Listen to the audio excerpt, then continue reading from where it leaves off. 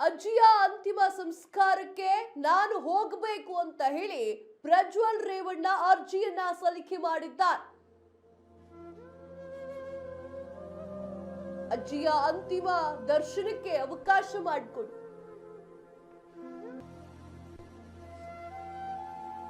ಅಜ್ಜಿಯ ಅಂತಿಮ ದರ್ಶನಕ್ಕೆ ಅವಕಾಶ ಕೊಡಿ. ಪೆರೋಲ್ಗೆ ಅರ್ಜಿಯನ್ನ ಸಲ್ಲಿಸಿದಂತಹ ಪ್ರಜ್ವಲ್ ರೇವಣ್ಣ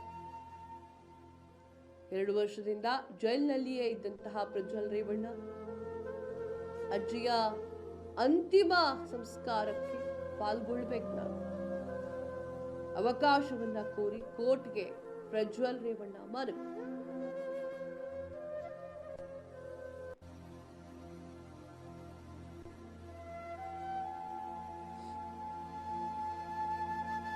ವಕೀಲರ ಮೂಲಕ ಪ್ರಜ್ವಲ್ ರೇವಣ್ಣ ಮನವಿ.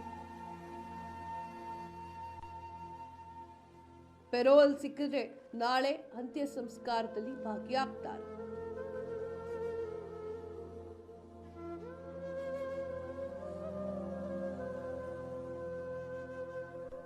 ಅಜ್ಜಿ ತುಂಬಾ ಪ್ರೀತಿಯಿಂದ ಬೆಳೆಸಿದ್ಲು. ಆ ಒಂದು ಕಾರಣಕ್ಕಾಗಿ ನಾನು ಅಜ್ಜಿಯನ್ನ ನೋಡಬೇಕು ಅಂತ ಹೇಳಿ ಕೋರ್ಕೊಂಡಿದ್ದ.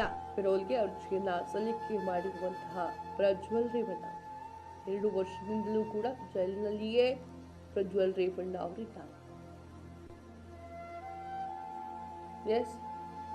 ಅವರು ತುಂಬಾ ಬಾಂಧವ್ಯದಿಂದ ಇದ್ದಿರಬೇಕು. ಆ ಒಂದು ಕಾರಣಕ್ಕಾಗಿ ಅಜ್ಜಿಯ ಅಂತ್ಯ ಸಂಸ್ಕಾರದಲ್ಲಿ ನಾನಿರಬೇಕು ಅಂತ ಹೇಳಿ ಪೆರೋಲ್ಗೆ ಅರ್ಜಿಯನ್ನ ಸಲ್ಲಿಕೆ ಮಾಡಿದ್ದಾರೆ. ಗೊತ್ತಿಲ್ಲ ಕೋರ್ಟ್ ಏನ್ ಮಾಡುತ್ತೆ, ಗೊತ್ತಿಲ್ಲ ಕೋರ್ಟ್ ಏನ್ ಹೇಳುತ್ತೆ ಅಂತ, ಏನ್ ಮಾಡುತ್ತೆ ಕಾದು ನೋಡ್ಬೇಕು.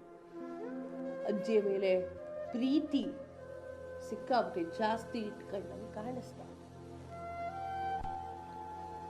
ಇನ್ನು ಚೆನ್ನಮ್ಮ ಅವರ ಬಗ್ಗೆ ನಾನು ಕೇಳ್ತಾ ಇದ್ದೆ, ಮಾತಾಡ್ತಾ ಇದ್ದೆ.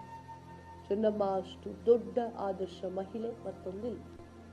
ಪ್ರಜ್ವಲ್ ರೇವಣ್ಣ ಅವರ ಒಂದು ಕೇಸ್ ನಿಮ್ಗೆಲ್ಲರಿಗೂ ಕೂಡ ಗೊತ್ತಿದೆ. ಮತ್ತೆ ನಾನು ಹೇಳಬೇಕು ಅಂತೇನಿಲ್ಲ, ಮತ್ತು ಹೊಸದಾಗಿಂದ ಹೇಳಬೇಕು ಅಂತೇನಿಲ್ಲ. 2 ವರ್ಷದಿಂದಲೂ ಕೂಡ ಪ್ರಜ್ವಲ್ ರೇವಣ್ಣ ಜೈಲಿನಲ್ಲಿಯೇ ಇದ್ದಾರೆ. ಅವರಿಗೆ ಶಿಕ್ಷೆಯೂ ಕೂಡ ಪ್ರಕಟವಾಗಿದೆ. ಇನ್ನೂ ಕೂಡ ಕೇಸ್ಗಳು ನಡೀತಾ ಇದ್ದಾವೆ. 14 ವರ್ಷ ಜೈಲಿದೆ. ಗೊತ್ತಿಲ್ಲ ಮುಂದೆ ಏನಾಗುತ್ತೆ, ಇನ್ನೂ ಕೋರ್ಟಿದೆ, ನಡೀತಾ ಇದೆ. ಈಗ ಅಜ್ಜಿಯ ಅಂತಿಮ ದರ್ಶನಕ್ಕೆ ಅನುಮತಿ ಮಾಡಿಕೊಡಿ, ಅವಕಾಶ ಕೊಡಿ ನನಗೆ ಅಂತ ಹೇಳಿ ಕೇಳ್ಕೊಂಡಿದ್ದಾರೆ. ಪೆರೋಲ್ಗೆ ಅರ್ಜಿಯನ್ನ ಸಲ್ಲಿಕೆ ಮಾಡಿದ್ದಾರೆ ಪ್ರಜ್ವಲ್ ರೇವಣ್ಣ. 2 ವರ್ಷದಿಂದಲೂ ಕೂಡ ಜೈಲಿನಲ್ಲಿಯೇ ಇದ್ದಾರೆ. ಪೆರೋಲ್ಗೆ ಅರ್ಜಿ ಸಲ್ಲಿಕೆ ಮಾಡಿದಂತಹ ಪ್ರಜ್ವಲ್ ರೇವಣ್ಣ